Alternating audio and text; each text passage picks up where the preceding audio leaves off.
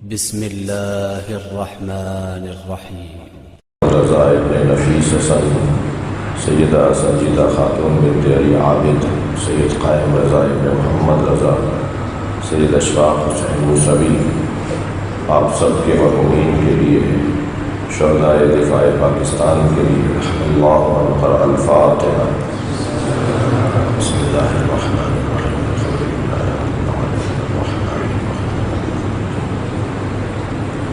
إياك نعبد وإياك نستعين صراط الذين أنعمت عليهم غير المغضوب عليهم. بسم الله الرحمن الرحيم. قل هو الله أحد الصمد. بسم الله الرحمن الرحيم. قل هو الله أحد الصمد لم يلد ولم يولد. صل على محمد وعلى محمد۔ حاجات کی برابری، مریضوں کی شفا یابی، پاکستان کے پڑوس میں جو حالات تبدیل ہو رہے ہیں اس میں بہتری ہمارے وطن کے مفاد میں ہو، اس دعا کی قبولیت اور مریضوں میں سید سبت حسن رضوی جو جیسے محسن بخاری اثرات کی، سید فاخر کی والدہ، آپ کے ذہنوں میں جو بیمار ہیں ان سب کی شفا یابی اور جو دعائیں میں نے کی ہیں ان کی قبولیت کے لیے برتر صلوات۔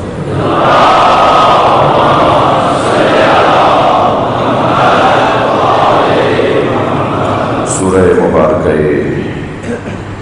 آل عمران آیت نمبر 33 اور 34۔ اللہ نے اس کلام میں دو نبیوں کا انتخاب اور دو نسلوں کا انتخاب بیان کر رہا ہے۔ ان اللہ اصطفیٰ آدم و نوحا، بتحقیق اللہ نے آدم اور نوح کو چن لیا، وعلی ابراہیم اور آل ابراہیم کا انتخاب کر لیا، وعلی عمران اور آل عمران یعنی حضرت موسیٰ کے والد یا حضرت مریم کے والد یا حضرت ابو طالب۔ عمران سے مراد تین نظریے ہیں، یا حضرت موسیٰ کے والد یا حضرت مریم کے والد یا حضرت ابو طالب۔ اس پہ بات ہوگی اور تفصیل سے بات ہونی چاہیے، کم سے کم بات روشن ہونی چاہیے۔ قرآن کی آیت ہے اور اس کی تفسیر کا بیان ہے۔ مجھے تو رشک ہوتا ہے اپنی قوم پر کہ قرآن کی تفسیر سننے کا ذوق اور شوق جو آپ کا ہے وہ دیدہ نہیں ہے۔ آپ سب ہمتن گوش قرآن کی تفسیر سننا چاہتے ہیں، اور یہ سب طالبان قرآن ہیں، یہ سب طالب علم ہیں، قرآن کی تفسیر سننے کے لیے بیٹھے ہیں، اور سب اہل قرآن ہیں۔ ہم پر اللہ کا کرم ہے کہ ہم اہل قرآن ہیں۔ خالق کا کلام قرآن اور مخلوق کا کلام نہج البلاغہ، یہ دو ایسے کلام ہیں جو وقت کے محتاج نہیں ہیں۔ ہر زمانے میں جو نئے نظر آئیں وہ یہ دو کلام ہیں، اور قرآن کی عملی تفسیر اگر نہج البلاغہ نہ ہو تو قرآن کی عملی تفسیر کا ثبوت نہ ہو۔ نہج البلاغہ قرآن کی عملی تفسیر ہے۔ آپ کا شوق دیکھتے ہوئے میں نے آپ کے لیے دعا کہی ہے۔ اللہ نے چن لیا آدم، حضرت نوح کو، حضرت ابراہیم کی نسل کو اور حضرت عمران کی اولاد کو، اور یہ اللہ کا چناؤ علی العالمین، عالمین پر اللہ کا چناؤ ہے۔ یہ علاقائی نہیں ہے، یہ جغرافیائی نہیں ہے، یہ کسی بارڈر اور کسی زبان کے بولنے والوں میں محدود نہیں ہے، بلکہ یہ عالمین کے لیے منتخب ہے۔ ذریۃً بعضھا لبعض، اور بعض کی ذریت کو بعض کی ذریت قرار دیا ہے۔ واللہ سمیع علیم، اور اللہ بہت زیادہ سننے والا بھی ہے اور جاننے والا بھی ہے۔ ایک مرتبہ پھر آیت پر غور فرمائیں گے۔ اللہ نے حضرت آدم کو چنا ہے، حضرت نوح کو چنا ہے، مگر آگے جا کر حضرت ابراہیم ہی نہیں بلکہ پوری نسل ابراہیم کا انتخاب ہو رہا ہے۔ آگے بات اللہ کہہ رہا ہے کہ پوری نسل آل عمران کا انتخاب، یعنی حضرت آدم کی اولاد کی بات نہیں ہے، اس لیے کہ ایک بھائی دوسرے بھائی کو قتل کر رہا ہے، قابیل حابیل کو قتل کر رہا ہے، سگے بیٹے ہیں، ایک بھائی دوسرے بھائی کو قتل کر رہا ہے۔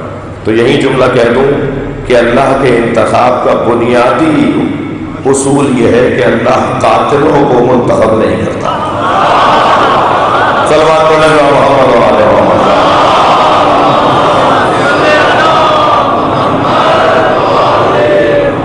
یہاں کیونکہ ایک بھائی دوسرے بھائی کو قتل کر رہا ہے، اور قتل کرنے کے بعد یہ بھی مشکل پڑ گئی تھی کہ اسے دفنائے کہاں، کیسے؟ بھائی نے بھائی کو مار دیا، مگر بھائی کو یہ سمجھ میں نہیں آ رہا کہ لاشا کہاں لے جا کے پھینکوں۔ حضور ایک محاورہ ہماری زبان میں بولا جاتا ہے، اپنا بھی مارے گا تو سائے میں پھینکے گا۔ یہی فرق ہے اپنے کے مارنے میں اور غیر کے مارنے میں۔ بھائی مارتا ہے نا تو وہ سوچتا ہے کہ جنازہ کہاں جا کے رکھوں، تو اب یہ سوچ رہا تھا کہ کیسے کیا کروں اس جنازے کا، کہ دو کووں کی لڑائی ہوتے دیکھی، اور ایک کوے نے دوسرے کوے کو مارا، اور اب جو مردہ کوا تھا اسے زندہ کوے نے دفنانے کے لیے گڑھا کھودا، اور پھر گڑھا کھود کے اس کوے کو اس میں لٹا دیا اور گڑھا بند کر دیا اور قبر بنا دی۔ تو انہیں سمجھ میں آیا کہ یہ کام بھی کرنے کا ہے۔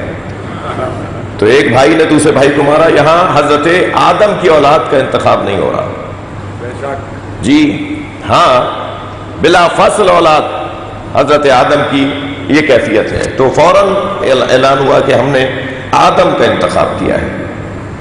حضرت نوح کی اولاد کی بات نہیں کر رہا اللہ یہاں، کیونکہ بیٹا حضرت نوح کا کہنا نہیں مان رہا۔ مجلس میں جوانوں کی تعداد اکثریت میں ہے۔ عزیزان گرامی، اگر اولاد باپ کے کہنے پر عمل نہ کرے تو گویا باپ کی جانب سے جو پیغام پھر نظر آتا ہے وہ بہت ہی عبرتناک ہے۔ تربیت اولاد اور اولاد کے بہتر ہونے کا جو پیغام ہے وہ بہت ہی روشن پیغام ہے۔ حضرت نوح کا بیٹا حضرت نوح کی بات نہیں مان رہا، حتی زوجہ بھی نہیں مان رہی۔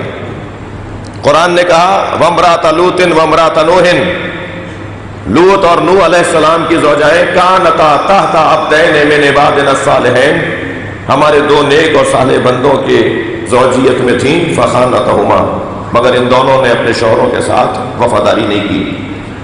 تو کیا ہوا؟ حضرت نوح کی زوجہ، یہ قرآن پڑھ رہا ہوں میں، حضرت نوح کی زوجہ اور حضرت لوط کی زوجاؤں نے اپنے اپنے شوہروں کا ساتھ نہیں دیا، اور حضرت نوح کا بیٹا تو کشتی بنا لی، کشتی میں سب سوار ہو گئے اور بیٹا ہی سوار نہیں ہو رہا، اور جب بیٹا سوار نہیں ہو رہا تو حضرت نوح ظاہر باپ ہے، اور باپ کی جو محبت ہوتی ہے وہ شفقت پدری، وہ عاطفہ پدری، وہ عاطفہ قرابت۔ دقت ہے آپ حضرات کی؟ عواطف کی 4 قسمیں ہیں، تعلقات کی 4 قسمیں ہیں، وابستگیوں کی 4 قسمیں ہیں۔ میرا اور آپ سے کوئی تعلق ہے، یہ ایک وابستگی ہے، یہ ایک عاطفہ ہے، یہ ایک رابطہ ہے۔ یہ جو روابط ہوتے ہیں نا، رابطے، ان کی 4 قسمیں۔ پہلی قسم رابطے کی عاطفہ زوجیت ہے، ایک قسم رابطے کی عاطفہ زوجیت ہے، میاں بیوی کا رابطہ، زن و شوہر کا رابطہ، یہ رابطہ زوجیت ہے۔ دوسرا رابطہ ہے رابطہ اور عاطفہ قرابت، باپ بیٹا، چچا بھتیجا، بھائی بھائی، یہ جو قرابت داری والا عاطفہ، بھائی بھائی کے ساتھ جو دوستی اور تعلق رکھتا ہے وہ دوسروں سے ہٹ کر ہوتا ہے، عاطفہ قرابت۔ تیسرا رابطہ ہے عاطفہ مذہبیت، عاطفہ مذہبیت، میرا آپ کے ساتھ، ہمارا آپ کے ساتھ، سنی کا شیعہ کے ساتھ، شیعہ کا سنی کے ساتھ، سنی کا سنی اور شیعہ کا شیعہ کے ساتھ، یہ عاطفہ مذہبیت ہے۔ جی ایک عاطفہ ہے جسے کہتے ہیں عاطفہ انسانیت، انسانی بنیادوں پر رابطہ اور تعلق، کوئی آپ کا ہمارا رشتہ نہیں ہے، مگر بس ایک رشتہ ہے کہ انسان ہے، مولا علی نے جب حضرت مالک اشتر کو مصر کا گورنر بنایا تو آپ کو جو خط لکھ کر دیا جس میں آپ نے حکمران کو کیسا ہونا چاہیے، حاکم کو کیسا ہونا چاہیے، وہ اصول لکھ کر دیے ہیں مولا علی نے۔ ان اصولوں میں حضرت نے حضرت مالک اشتر سے فرمایا، مالک میں جہاں تمہیں حاکم بنا کر بھیج رہا ہوں وہاں تمہارے دو طرح کے بھائی ہیں، یا تمہارے دین میں تمہارے بھائی ہیں یا انسان ہونے میں تمہارے بھائی ہیں۔ یعنی ضروری نہیں ہے کہ اگر کسی کا دینی رشتہ نہ ہو تو وہ انسانی رشتے کے مطابق بات نہ کرے۔ توجہ چاہوں گا، یہ بہت بڑا رشتہ ہے جسے انسانی رشتہ کہا جاتا ہے۔ اور میرے بچوں اور جوانوں، آج کا ایک سبق اپنے پلے سے باندھ کر لے جائیے گا۔ ہر کتاب کا ایک عنوان اور ایک موضوع ہوتا ہے۔ لائبریری میں آپ کتابیں جا کر اٹھا کر ایک ایک کتاب اٹھا کر دیکھیے، ہر کتاب کا ایک مضمون ہے۔ مؤلف نے، مصنف نے ہر کتاب کو کسی مضمون پر لکھا ہے۔ قرآن بھی کتاب ہے، هو الذی انزل علیک الکتاب، یہ کتاب ہے۔ کتاب ہے تو پھر کس عنوان پر لکھی گئی؟ قرآن کا عنوان تحریر انسان ہے، یہ انسان کے موضوع پر لکھی گئی کتاب ہے۔ اس میں جو کچھ اللہ نے نازل کیا ہے وہ انسانی تقاضوں کو نازل کیا ہے۔ جتنی ضروریات تھی انسانیت کی وہ سب اس میں نازل کر دی ہیں اللہ نے۔ جو جو انسان کی طلب ہے وہ اللہ نے اس میں نازل کر دی ہے۔ اور انسان کا اصلی پہلو اور انسان کا اصلی جو جلوہ ہے وہ اس کی روحانی طاقت ہے۔ روحانی طاقت جس کی بنیاد پر وہ تعلیم اچھی حاصل کر پاتا ہے، جس کی بنیاد پر وہ پیپروں میں اگر رہ جائے تو دوبارہ امتحان دیتا ہے، ہار نہیں مانتا، جس کی بنیاد پر وہ انٹرویوز میں اگر فیل ہو جائے تو دوبارہ جا کر کھڑا ہو جاتا ہے، جس کی بنیاد پر وہ میدان میں ڈٹا رہتا ہے، چاہے وہ میدان تعلیم کا ہو یا وہ میدان کسی اور عنوان کا ہو۔ وہ کون سی چیز ہے جو انسان کو بھاگنے نہیں دیتی؟ وہ کون سی چیز ہے جو انسان کو فرار نہیں ہونے دیتی؟ وہ ہے روحانی طاقت، وہ ہے خود اعتمادی، وہ ہے اپنے اوپر بھروسہ، وہ ہے انسان کی انسانیت کی مضبوطی۔ تو قرآن نے بھی انسان کی روحانیت کو مضبوط کیا ہے۔ قرآن نے انسان کی انسانیت کو بڑھایا ہے۔ ہمارے بدن سے متعلق تو قرآن بہت ہی ضمنی ذیلی طور پر بات کرتا ہے۔ اصلی بات اگر قرآن کرتا ہے تو وہ روحانی اعتبار سے بات کرتا ہے، اس لیے کہ بدن ہمارا بہت عرصے بعد روح سے ملا ہے، اور پھر کوئی 60-70 بعد روح سے دور ہو جائے گا، مگر روح پہلے سے تھی اور بعد میں بھی رہے گی۔ جی جی جی، ہماری روحیں میرے مولا امام جعفر صادق علیہ السلام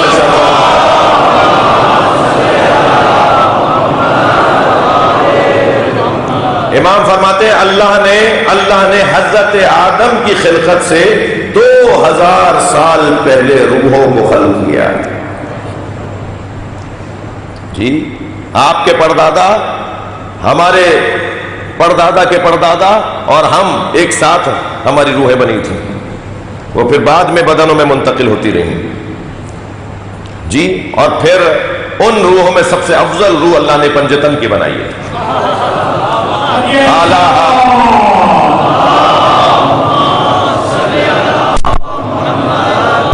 اعلیٰ و اشرفہا، یہ الفاظ ہیں حدیث کے اندر۔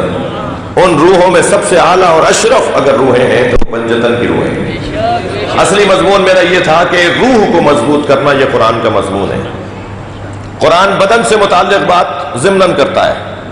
قرآن کا مضمون کپڑے نہیں ہے، قرآن کا عنوان گاڑیاں نہیں ہے، قرآن کھانوں سے متعلق بات نہیں کرتا، قرآن مکانات سے متعلق گفتگو نہیں کرتا، قرآن یہ بات نہیں کرتا کہ مکان تمہارا اتنا اونچا ہو اور 2 منزل سے زیادہ نہ ہو اور اس میں اتنے کمروں سے زیادہ نہ ہو۔ قرآن کا یہ موضوع ہی نہیں ہے۔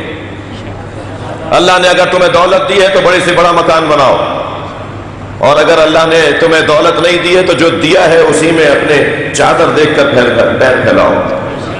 قرآن کپڑوں سے متعلق، وہ شلوار قمیص پہنے بیٹھے، وہ پینٹ پہنے بیٹھا ہے، وہ تہمت باندھ کے بیٹھا ہے، تو کون سا لباس قرآن کا ہے؟ قرآن کہتا ہے لباس میرا مضمون نہیں ہے۔ کھانے، ہندوستانی ڈشز، چائنی ڈشز، سندھی اور پنجابی بنانے والے کھانے نہیں، اسلام کہتا ہے میرا یہ مضمون ہی نہیں ہے۔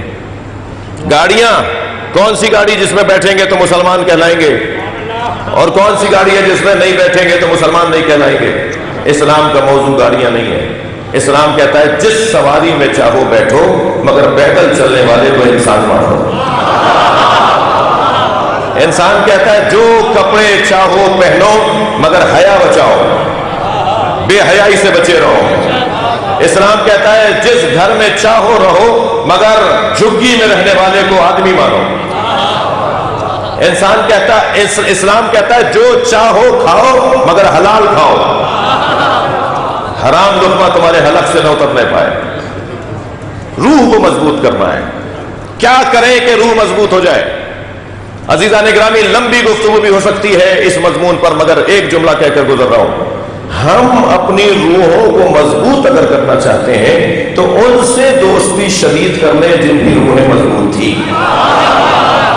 بس ان سے دوستی کرنے کو ہی مجلس اعضا کہا جاتا ہے۔ صلوات پڑھیں گے۔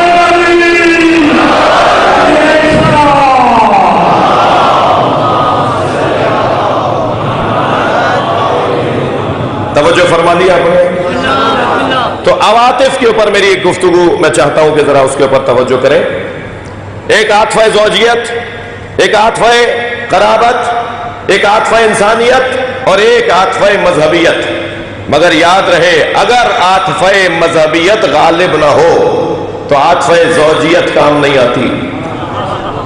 اگر عاطفہ مذہبیت غالب نہ ہو تو عاطفہ قرابت کام نہیں آتا۔ اگر عاطفہ مذہبیت غالب نہ ہو تو عاطفہ انسانیت غالب نہیں آتا۔ ان چاروں عواطف میں عاطفہ مذہبیت کو حاکم ہونا ہوگا، تب یہ سارے عواطف کام آئیں گے۔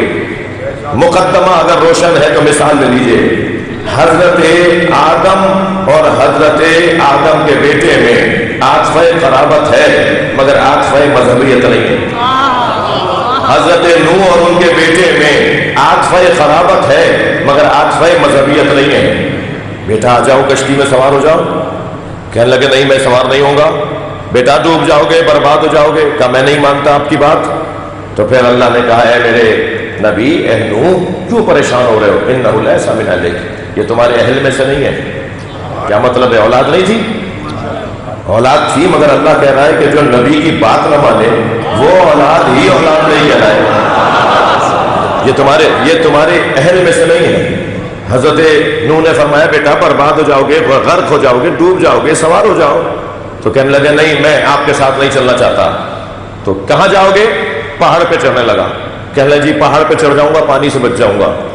اب جیسے جیسے یہ پہاڑ پہ چڑھتے رہے، ایسے ایسے پانی چڑھتا رہا۔ اب مجھے نہیں معلوم کہ ان کی وجہ سے پانی چڑھ رہا تھا یا یہ پانی کی وجہ سے چڑھ رہے تھے۔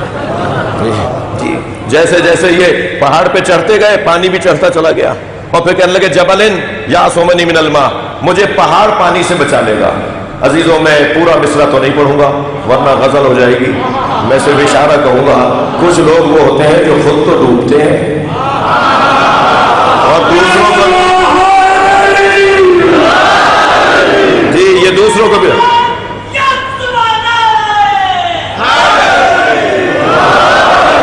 لہذا اس بات کا خیال رہے کہ ان کے ساتھ نہ جڑیے گا جو خود بھی ڈوب رہے ہوں اور آپ کو بھی لے ڈوبے۔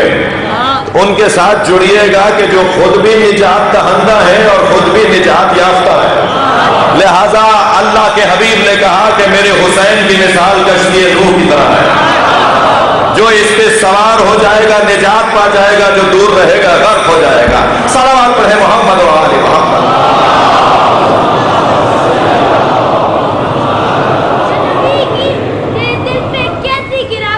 اونچا بولو۔ تیرے دل پہ کیسی گرا پڑی، تجھے اس سے اتنا حسد ہے کیوں؟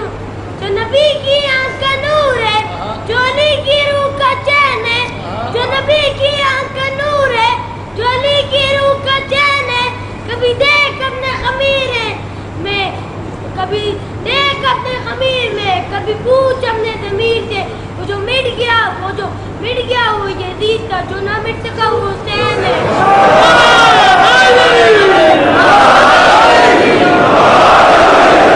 توجہ کر لی آپ نے؟ کہ اب یہاں عاطفہ قرابت ہے مگر عاطفہ مذہبیت نہیں ہے، تو بیٹا نہیں بچا. زوجہ عاطفہ زوجیت ہے مگر عاطفہ مذہبیت نہیں ہے، زوجہ نہیں بچی. تھکے نہیں تو جملہ کہہ رہا ہوں. اگر عاطفہ مذہبیت غالب ہوگا تو عاطفہ قرابت کام آئے گی، عاطفہ مذہبیت غالب ہوگا تو عاطفہ انسانیت کام آئے گی، عاطفہ مذہبیت غالب ہوگا تو عاطفہ قرابت کام آئے گی. اگر ابو طالب میں اور محمد میں عاطفہ مذہبیت نہ ہوتا تو قرابت کام نہ آتی. ماننا پڑے گا دونوں کا مذہب ایک ہے. صلوات پڑھے محمد و آل محمد.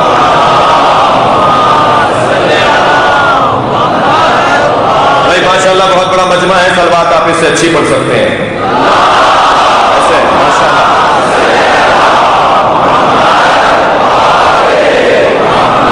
یہاں حضرت نوح کا بیٹا سوار نہیں ہوا، حضرت نوح کی اولاد کا انتخاب اللہ نے نہیں کیا. حضرت آدم کی اولاد کے بارے میں اللہ نے بات نہیں کی، لیکن حضرت ابراہیم کی اولاد کی اللہ بات کر رہا ہے. انسان مر جاتا ہے اگر 3 چیزیں چھوڑ کر نہ جائے، یا ان میں سے کوئی ایک چیز چھوڑ کر نہ جائے. وہ بہت لمبی حیات پاتا ہے جو 3 چیزیں چھوڑ کر جائے. سب سے پہلی چیز ورقۃ فیہ علم، ایک ایسا ورقہ، ایک ایسا کاغذ جس پہ اس نے علم کی کوئی بات لکھی ہو. ایک ورقہ اگر کوئی چھوڑ جائے جس پہ کوئی علم کی بات لکھی ہو تو وہ کاغذ اسے مرنے نہیں دے گا. لہذا جن کے ہاتھ میں قلم ہے اور جو کچھ لکھ سکتے ہیں وہ اپنے آپ کو زندہ رکھنے کا انتظام کریں، کتابیں لکھیں، تحریریں پیش کریں. اور عزیزو، اپنے کسی طرح کے بھی مخالف سے کوئی پریشانی کی بات نہیں ہے، علمی بات ہونی چاہیے، مضبوط انداز سے دلائل سے بات ہونی چاہیے. ہاتھو برہانکم ان کنتم صادقین، تمہارے پاس تم سچے ہو تو دلیل لے کر آؤ، دلیل سے بات ہونی چاہیے. علم. بہت بڑے سنی عالم دین ہیں جناب ابوالحسن ابن مغازلی، اہل سنت کے محدثین میں سے ہیں، سینکڑوں سال پرانے عالم ہیں. انہوں نے مولا علی کی شان میں کتاب لکھی ہے اور کتاب کے مقدمے میں لکھا ہے، مناقب امیر المومنین کتاب کا نام. کتاب کے مقدمے میں لکھا ہے کہ میں نے علی کے فضائل اس لیے نہیں لکھے کہ میں شیعہ ہوں، بلکہ میں نے علی کے فضائل اس لیے لکھے کہ میں نے نبی کی حدیث پڑھی کہ جس نے علی کی ایک فضیلت لکھی اس کے 1000 گناہ معاف.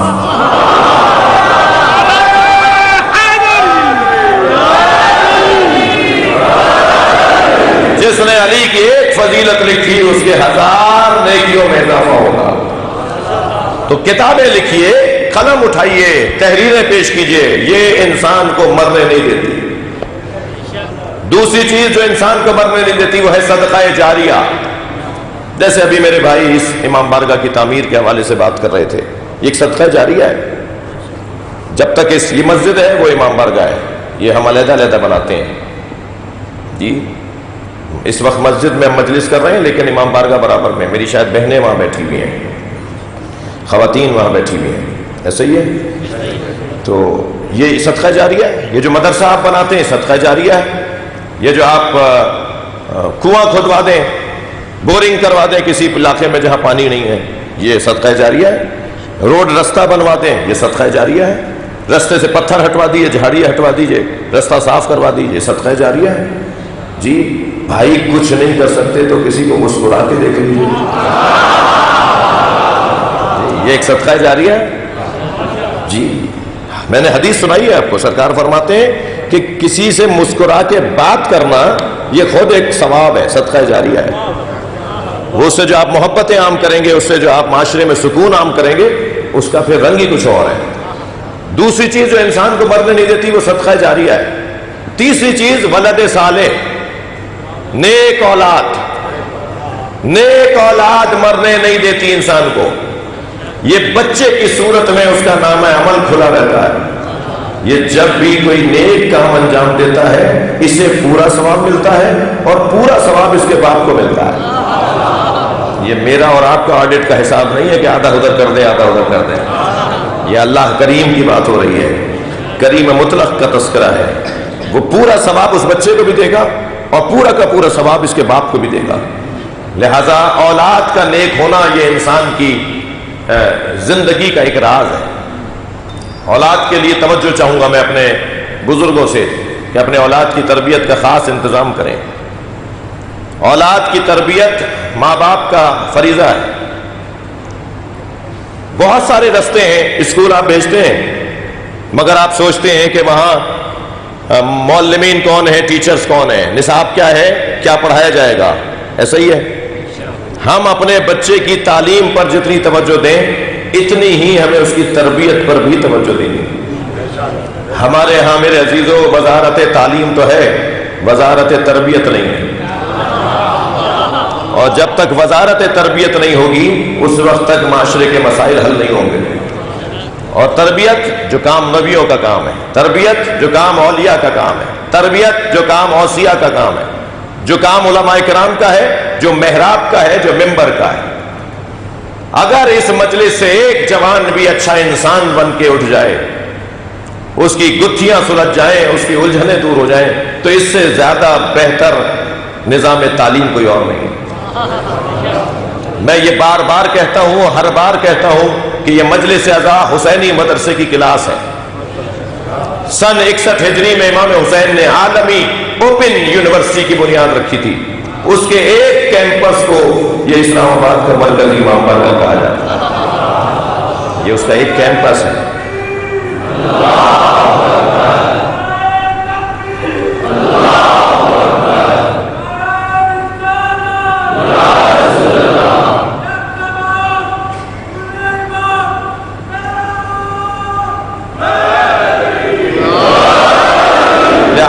مجلس میں آیا کریں تو اپنے ساتھ اپنے جوان بچے کو، اپنے گھر کے فرد کو، اپنے بچے کو ضرور لایا کریں۔ جب وہ مجلس میں آ کے بیٹھے گا، یہ چھوٹا سا بچہ اس مجلس میں کچھ بھی اگر سیکھ کر نہیں گیا تو اتنا ضرور سیکھ لے گا کہ اس حلیے والے کے لوگ جو ہوتے ہیں وہ ہمارے عالم ہوتے ہیں،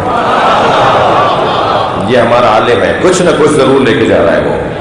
جی ولد صالح حضرت ابراہیم نے، آپ کی توجہات کا شکر گزار ہوں اور آپ مضمون کو بڑے اطمینان کے ساتھ اور سکون کے ساتھ سن رہے ہیں۔ حضرت ابراہیم نے اپنے بچوں کے لیے بڑا خیال رکھا۔ ایک باپ کے لیے اولاد کا خیال رکھنا یہ فطری بھی ہے اور ہدایت کا تقاضا بھی ہے، مگر عزیزو ہم نے کچھ خیال، بچے کا خیال کرنا، اولاد کا خیال رکھنا، اس کے کچھ ہم نے کسوٹیاں بنائی ہوئی ہیں۔ وہاں حضرت ابراہیم کے ہاں اس سے ہٹ کر ہے کچھ۔ مثلا ہم اگر 4 دن تک اپنے بچوں سے نہ ملیں تو کہا جائے گا کہ صاحب یہ تو اولاد کا ہی خیال نہیں کر رہے، اور اگر ان کے کھانے پینے میں کوئی کمزوری ہو جائے تو کہا جائے گا کہ صاحب یہ تو فرض شناس نہیں ہے، اور صحیح کہا جائے گا، صحیح کہا جائے گا۔ لیکن حضرت ابراہیم کا انداز تو دیکھیے، جا رہے ہیں، پہلے تو آپ میرے بچوں اور جوانوں سے توجہ چاہوں گا، پہلے تو آپ یہ ذہن میں رہے کہ بڑی منت مرادوں کے بعد حضرت اسماعیل دنیا میں آئے۔ حضرت سارہ سے تو اولاد نہیں ہو رہی تھی، پھر خود حضرت سارہ حضرت ہاجرہ کو لے کر آئی، پھر حضرت ہاجرہ سے حضرت اسماعیل دنیا میں آئے۔ اتنی منت مرادوں کے بعد جو بچہ دنیا میں آیا، اور جس ماں سے بچہ دنیا میں آیا اسے لے کر چلے، اور جب گزرے ہیں نا بے آب و گیا سرزمین سے، وادی غیر ذی زر جسے قرآن نے بولا ہے، ایسی وادی کہ جس کے اندر کوئی زراعت نہیں تھی، کوئی حیات کے آثار نہیں تھے، وہاں سے جب گزر رہے ہیں تو حکم الہی آیا، اے ابراہیم اپنی زوجہ کو اور اپنے بچے کو یہیں چھوڑ دو۔ اور حضرت ابراہیم نے اونٹ سے دونوں کو اتار دیا۔ زوجہ نے پوچھا کہ یہ حکم الہی ہے؟ فرمایا یہ حکم الہی ہے۔ جب سن لیا نا کہ حکم الہی ہے تو چوں چرا کیسے کیوں نہیں بولا حضرت ہاجرہ نے۔ زوجہ اگر ایسی ہو تو پھر آج تک ابراہیم کو یاد کیا جائے گا نا۔ زوجہ اگر ایسی ہو تو پھر ابراہیم اسوہ حسنہ بنیں گے نا۔ جس کا ساتھ زوجہ ہی نہ دے رہی ہو وہ کامیاب لیڈر نہیں ہو سکتا۔ لہذا یہاں حضرت ہاجرہ نے کچھ نہیں بولا سوائے اس کے کہ پوچھا کہ یہ اللہ کا حکم ہے؟ فرمایا اللہ کا حکم ہے، اور پھر اتر گئی اونٹ سے، بچے کو لے کر بیٹھی ہیں، نہ پینے کو پانی ہے نہ سر چھپانے کو کچھ سایہ ہے۔ اور جب پیاس بڑھی حضرت ہاجرہ حضرت اسماعیل کی تو پانی کی تلاش میں نکلی، صفا سے دیکھا کہ مروا پہ پانی نظر آ رہا ہے، دوڑی ہے پانی لینے کے لیے، وہاں پہنچی تو وہ سراب تھا، مڑ کر دیکھا تو صفا پر پانی نظر آیا، جب پہنچی تو پانی نہیں تھا، پھر مروہ پہ پانی نظر آیا، 7 مرتبہ صفا سے مروہ، مروہ سے صفا، صفا سے مروہ، مروہ سے صفا۔ یہ اللہ نے حضرت ہاجرہ کی کوششوں کو دیکھ لیا کہ یہ ہمت ہارنے والی نہیں ہے۔ جو ہمت ہارنے والا نہ ہونا تو پھر اس کے لیے رحمت کے دروازے کھلتے ہیں، پھر اس کے لیے ترقی کی راہیں کھلتی ہیں۔ اور پھر ایک مرتبہ حضرت ہاجرہ نے اللہ سے دعا کی، اللہ میں اپنے بچے کی خاطر اپنی جان کو قربان کر رہی ہوں، اور ادھر سے ادھر یہ تو اللہ کا کرم ہے کہ 7ویں چکر پہ پانی نکل آیا، ورنہ مسلمانوں کو بڑی مشکل ہو جاتی۔ اور فوراً دیکھا کہ جہاں اسماعیل لیٹے ہوئے ہیں وہاں پرندے اتر رہے ہیں اور پرندے اڑ رہے ہیں، تو دور سے سوچا کہ دیکھ کر سوچا کہ پانی جہاں ہوتا ہے وہیں پرندے آتے ہیں۔ قریب جا کے دیکھا تو حضرت اسماعیل پانی سے کھیل رہے ہیں اور چشمہ ان کے پیروں کے رگڑ سے ابل چکا ہے۔ جملہ کہہ دوں، محنت ماں باپ کرتے ہیں، نتیجہ اولاد لیتی ہے۔ اب قیامت تک حضرت اسماعیل کے نام سے زمزم ہے، مگر محنت حضرت ہاجرہ نے کی ہے۔ ایسا بیٹا، ایسی زوجہ، حق ہے کہ ابراہیم علیہ السلام ہمارے لیے نمونہ عمل بنے۔ عزیزان گرامی، بات یہاں ختم نہیں ہوئی ہے۔ بیٹے کو چھوڑ گئے، زوجہ کو چھوڑ گئے، مگر زوجہ نے اور شوہر نے کوئی اعتراض نہیں کیا۔ بات اور آگے بڑھی، خواب دیکھ رہے ہیں کہ اسماعیل کے گلے پہ چھری چلا رہے ہیں۔ کہا بیٹا انی ارا فی المنام انی اذبحک، میں دیکھ رہا ہوں کہ تمہیں ذبح کر رہا ہوں۔ کوئی جملہ نہیں کہا حضرت اسماعیل نے، فوراً فرمایا بابا بابا فافعل ما تؤمر، وہی کیجئے جو آپ کو حکم دیا گیا ہے، آپ مجھے صابروں میں پائیں گے۔ اور کیا ہوا؟ ایسا ہی ہوا، لے کے چلے گلے پر چاقو اور چھری چلانے کے لیے، اور چھری چلا دی حضرت ابراہیم نے، اپنا کام پورا کیا، گلا کٹتا ہوا محسوس کیا، اور جب اطمینان ہو گیا کہ سارا خون بہہ چکا ہے اور یہ بچہ میرا ذبح ہو گیا ہے، تو آنکھوں سے پٹی کھول کر دیکھا تو اسماعیل برابر میں کھڑے تھے اور دمبا ذبح ہو گیا تھا۔ تو پوچھا یا اللہ کیا میری قربانی قابل قبول نہیں ہے؟ فرمایا وَفَدَيْنَاهُ بِذِبْحٍ عَظِيمٍ، ہم تمہاری اس قربانی کو تم ہی سے لیں گے، مگر ایک بڑی قربانی کی صورت میں لیں گے۔ اب وہ جو آل ابراہیم کا انتخاب ہے نا، میں آپ کو لے آیا، آج کی گفتگو میں تلمید ذرا زیادہ لمبی ہو گئی۔ وہ جو آل ابراہیم کا انتخاب ہے، یہ اللہ نے انتخاب کیا ہے، دعا مانگی تھی ابراہیم نے، وَمِن ذُرِّيَّتِي، یا اللہ میری اولاد میں کوئی، فرمایا لا ینال عہدی الظالمین، میرا یہ عہدہ ظالموں تک نہیں پہنچے گا۔ پھر فرمایا ربنا فاجعل مسلمین لک ومن ذریتنا امۃ مسلمۃ لک، میری ذریت کو بھی اپنا مسلمان قرار دے۔ فرمایا ربنا ہب لنا ہب لی حکمن، یا اللہ میرے لیے فیصلہ میرے حق میں کر دے، والحقنی بالصالحین وجعلنی من ورثۃ جنت النعیم۔ یہ ساری دعائیں نسل کو بنانے کے لیے حضرت ابراہیم کر رہے ہیں، اولاد کو بنانے کے لیے حضرت ابراہیم دعائیں مانگ رہے ہیں، اور اللہ نے ابراہیم کی اولاد کو اس مقام پر پہنچایا کہ آج کوئی ثروت مند مسلمان نہیں ہے، کوئی صحت مند مسلمان نہیں ہے جو حضرت ابراہیم کے قدموں کی جا کے زیارت نہ کرے، جو حضرت اسماعیل کے نشانات پر جا کر ٹھہرے نہ اور پانی نہ پی کر آئے، حضرت ہاجرہ کے چلنے والی جگہ پر چکر نہ کاٹے۔ یہ اللہ نے قیامت تک حضرت ابراہیم کو انعام عطا کیا ہے۔ چاہتے تھے کہ میری اولاد، میری ذریت امامت کرے اور رہنمائی کرے پوری انسانیت کی، لہذا میرے نبی مولا فرماتے انا دعوت ابی ابراہیم، میں محمد اپنے دادا ابراہیم کی دعا ہوں۔ خود سرکار فرما رہے میں اپنے دادا ابراہیم کی دعا ہوں۔ دعا مانگی تھی کہ میری نسل میں ایسا ہو، دعا مانگی تھی کہ میری اولاد ہدایت عطا کرے، اور فرمایا ربنا فاجعل افئدۃ من الناس تہوی الیہم، یا اللہ لوگوں کے دلوں کو میری اولاد کی طرف موڑ دے۔ وہ جس اولاد کے لیے میرے عزیزوں حضرت ابراہیم مسلسل دعا مانگ رہے ہیں، وہ اولاد کون ہے کہ جس کے لیے حضرت ابراہیم دعا مانگ رہے ہیں؟ وہ اولاد نبی مکرم کا وجود ہے. اور ذریتاً بعضها لبعض، حضرت ابراہیم کی ذریت کو بعض کی ذریت بنایا، یعنی آل عمران کی ذریت بنا دیا. حسین مولا ابراہیم کی قربانی کا نام ہے. ہم آپ کی اس قربانی کو بڑی قربانی پر مؤخر کر رہے ہیں، جسے علامہ اقبال کہتے ہیں اللہ اللہ بائے بسم اللہ پدر، مانیے ذبح عظیم آمد پسر.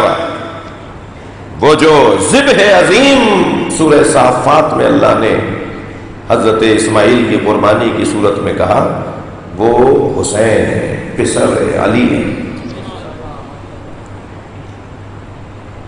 نبی مکرم نے جب مولا حسین کو گود میں لیا تو پہلی مرتبہ دیکھ کر پیشانی کا بوسہ دیتے ہوئے یہی دعا تکرار فرمائی، یا اللہ میرے حسین کی طرف لوگوں کے دلوں کو موڑ دے.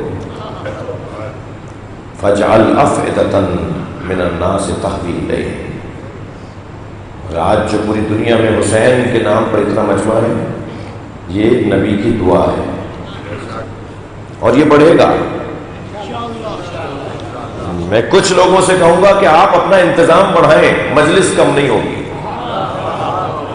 آپ اپنے انتظامات کو بہتر کریں.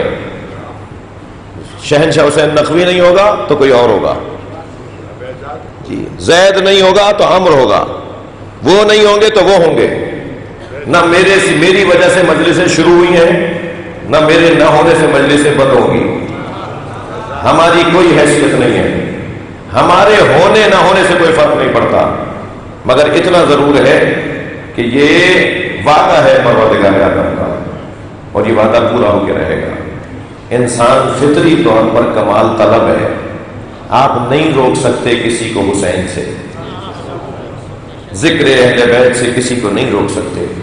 ذکر اہل بیت خوبیوں کا ذکر ہے، محاسن کا ذکر ہے، کمالات کا ذکر ہے.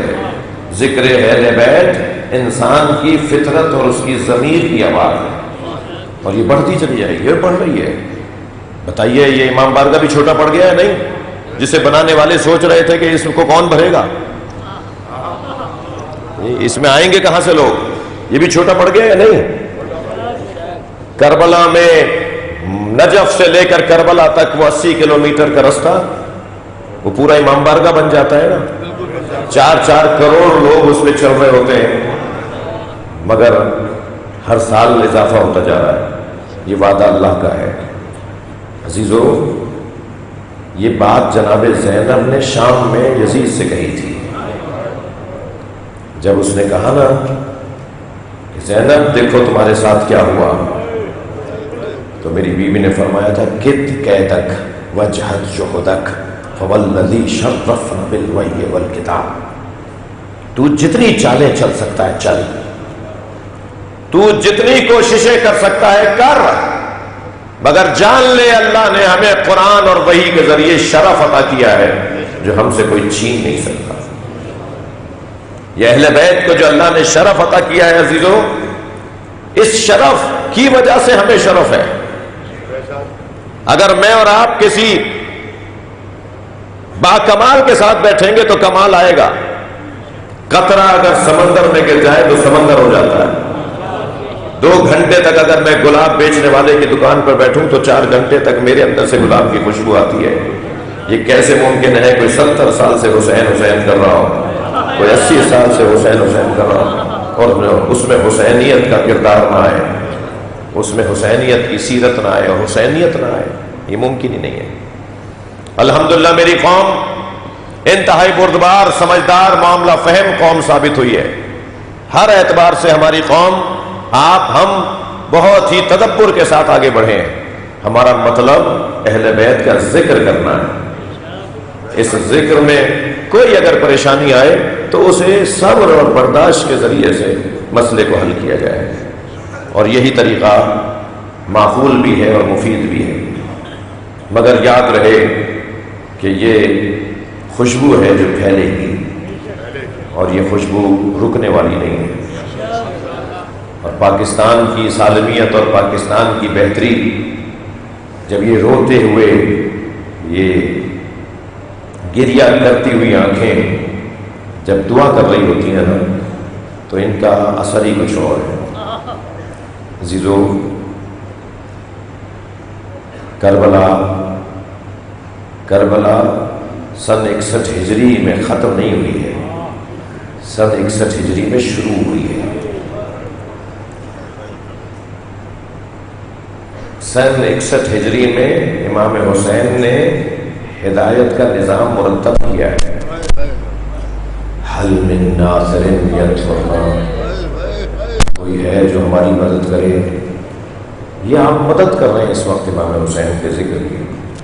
مولا کاش ہم کربلا میں ہوتے تو آپ کو تنہا کر کے نہ مارا جاتا۔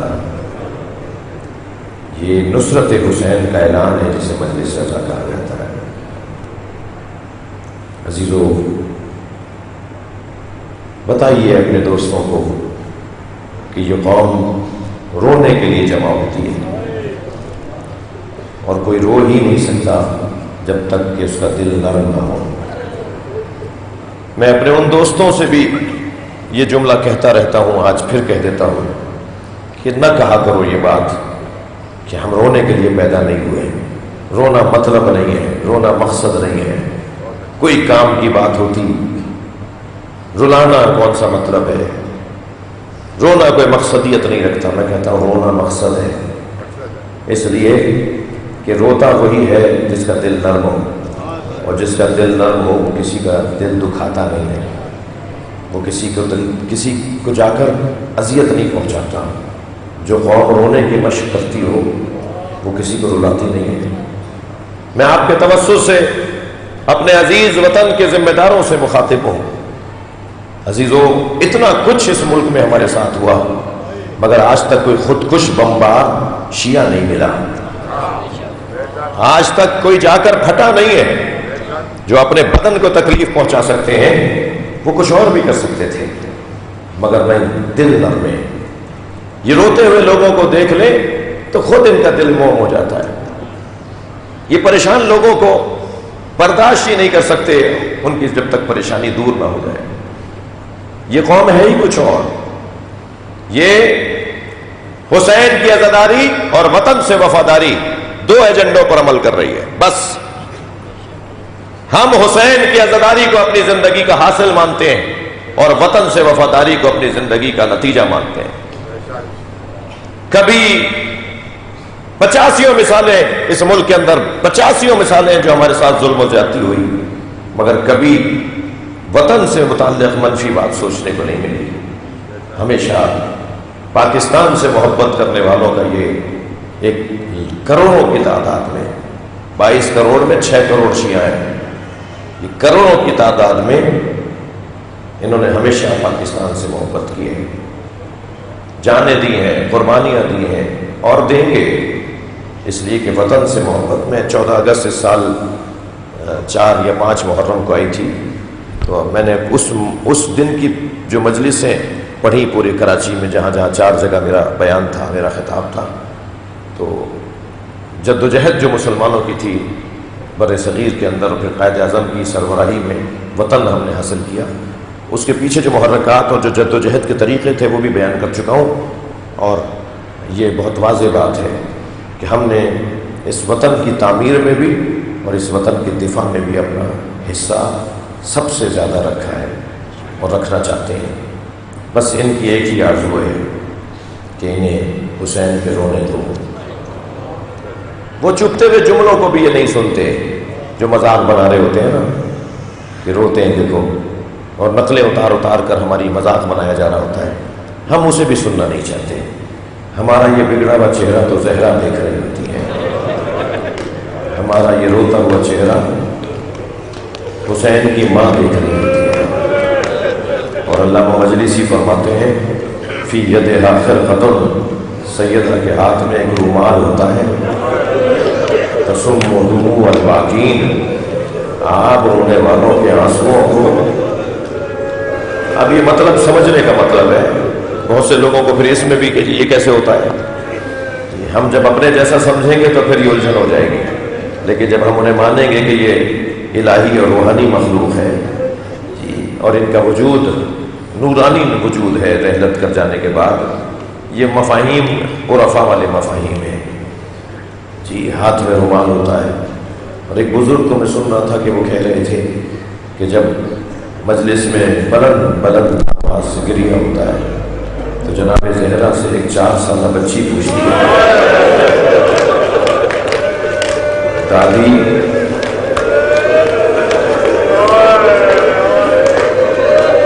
یہ ایسے کیوں ہو رہے ہیں؟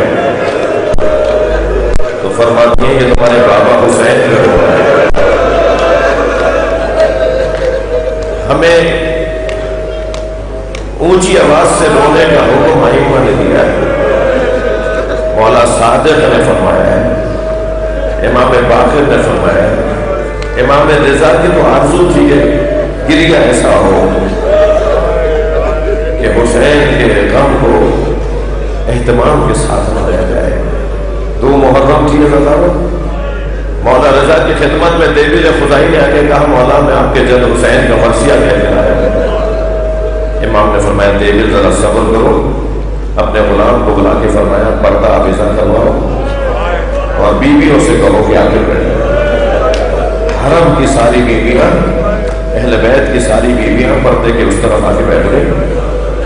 اور پھر جب گھر میں موجود غلام اور عزیز و اقارب اور جو مہمان اور جو ملنے والے آئے ہوئے تھے ان مردوں کے لیے امام نے سب کو کہا بیٹھیں. اور پھر دیبل سے کہا کرسی کی طرف اشارہ کیا، جاؤ دیبل جاؤ مرثیہ سناؤ. اب مجلس کا انتظام کیا اور دیبل خدائی نے مرثیہ پڑھنا شروع کیا. یا فاتی قومی اپنا دل خیر فخری، اے فاطمہ زہرا، اے بہترین مخلوق کی بیٹی، اے نبی مرسل کی بیٹی فاطمہ، جنت البقیع کو چھوڑ کے کربلا جاؤ. کربلا میں آسمان سے چاند کے ٹکڑے اتر رہے ہیں. کربلا جاؤ، کربلا میں آسمان سے ستارے اتر رہے ہیں. اے فاطمہ کربلا جاؤ، ایک جانب تمہارا پوتا علی اکبر ایڑیاں لگ رہا ہے. اے فاطمہ کربلا جاؤ، تمہارے قاسم کا لاشا پامال کیا جائے.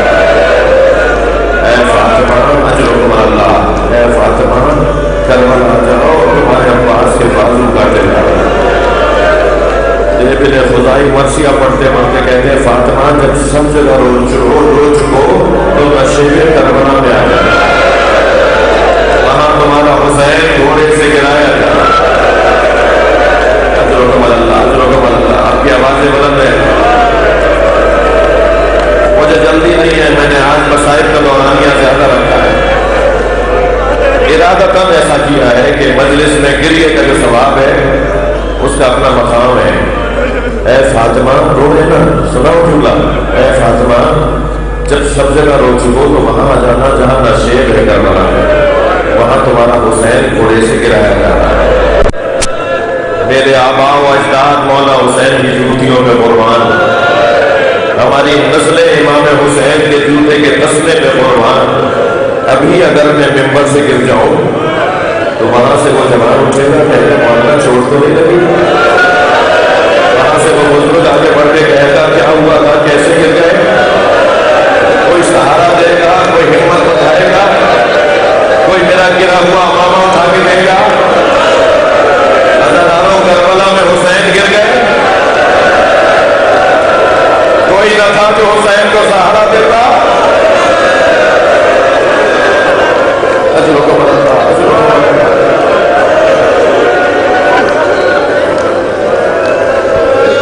گریہ کی آوازیں بلند تھیں. امام رضا رو رہے تھے. دیبل مرثیہ مکمل کر کے اترنے لگے تو امام رضا کی آواز آئی دیبل اس پہ 2 مصرے اور بڑھا دو.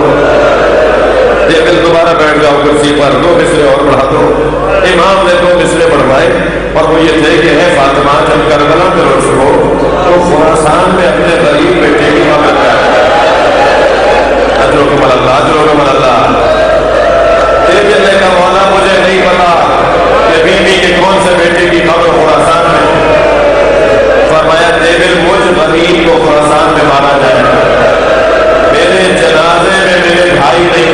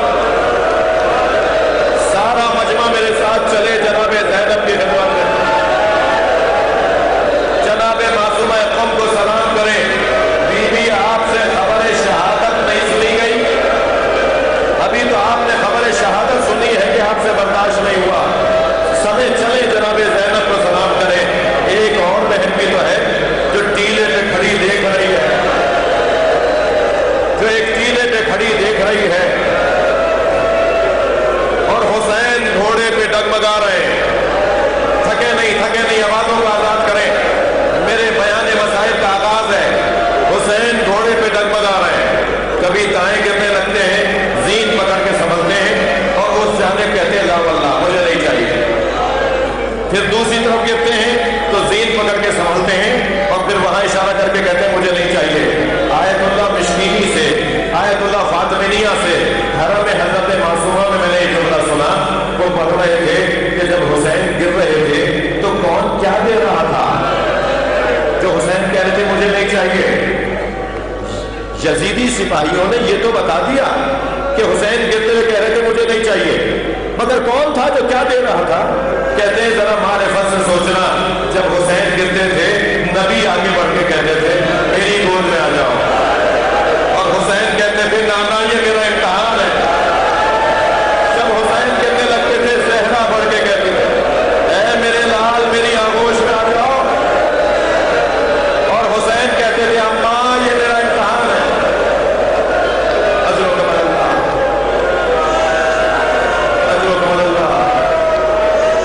مجھے چند منزلیں لینی ہے. جب آپ اونچی آواز میں روتے ہیں نا تو علامہ نقل صاحب فرماتے ہیں یہ گریہ خود تبلیغ ہے. یہ اونچا اونچا رونا تبلیغ ہے، تبلیغ. یہ آپ کا رونا تبلیغ دین مبین اسلام ہے. یہ اہل بیت کے مکتب کی تبلیغ ہے. تکلف کر کے نہیں رویا کریں. حسین مولا گھوڑے سے گرے نہیں تو پسر ساتھ نے کہا کیا کریں کہ حسین کو گرایا جائے. اللہ اکبر. مسلمانوں کو تو سہارا دینا چاہیے تھا، مگر حرملہ نے کہا میں تیر سینے میں ماروں گا. اللہ اکبر. بہت سخت مسائل کا بیان ہے. جب حضرت مختار نے پوچھا تھا نا حرملہ سے کہ تو نے کیا کیا ہے کربلا میں جو حسین کی زوجہ تیرے مرنے کی آرزو کرتی ہے. جناب رباب کہتی تھی حرملہ مارا گیا، حرملہ مارا گیا. تو مختار نے پوچھا تو نے کیا کیا ہے کربلا؟ کہنے لگا میرے ترکش میں 6 تیر تھے، 3 تیروں نے تو خطا کی، مگر 3 تیروں نے کربلا میں وہ ظلم کیا ہے جو میرے علاوہ کسی اور نے نہیں کیا. کہتا پہلا تیر میں نے عباس کے مشرق میں مارا،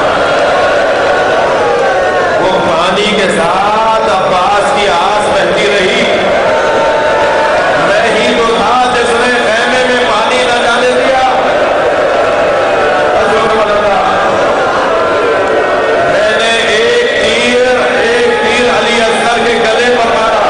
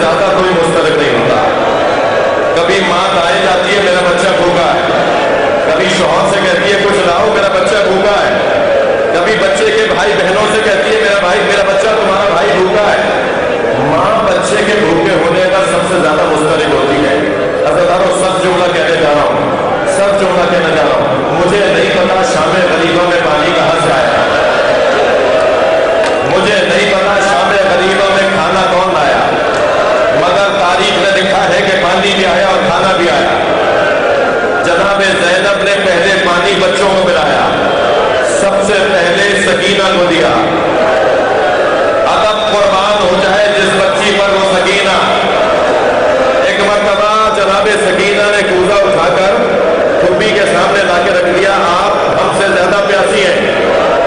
फरमाया सकीना पहले बच्चे पानी पीते हैं। जब ये सुना था कि पहले बच्चे पानी पीते हैं तो कूजा उठाया और अंधेरे बयाबान में जाने लगा। पीछे पीछे बीवियां, सकीना कहां जा रही हो? वो भी अम्मा मेरा भाई अली असगर।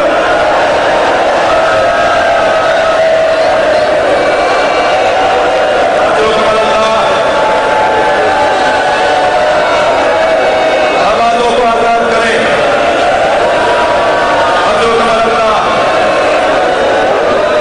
जनाबे सकीना को कैसे पानी पिलाया, फिर सारे बच्चों ने पानी पिया, फिर बड़ों को पानी पिलाया। हज़रातों सुनेंगे, सब बच्चों ने, सब बीवियों ने पानी पी लिया, जनाबे रबाब पानी नहीं पी।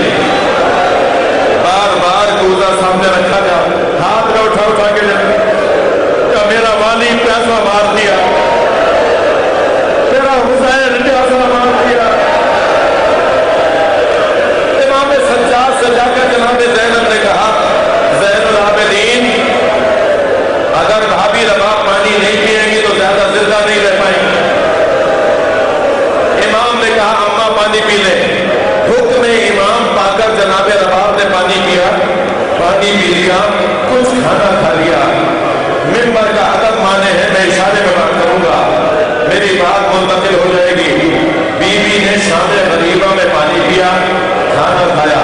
आधी रात गुजरी तो कभी दाएं जाती थी, कभी बाएं, और एक मर्तबा आकर बैठी जनाबे ज़ैनब के बराबर और कहने लगी मुझे अली असगर याद आ रहा है, मेरा बच्चा भूखा मार दिया।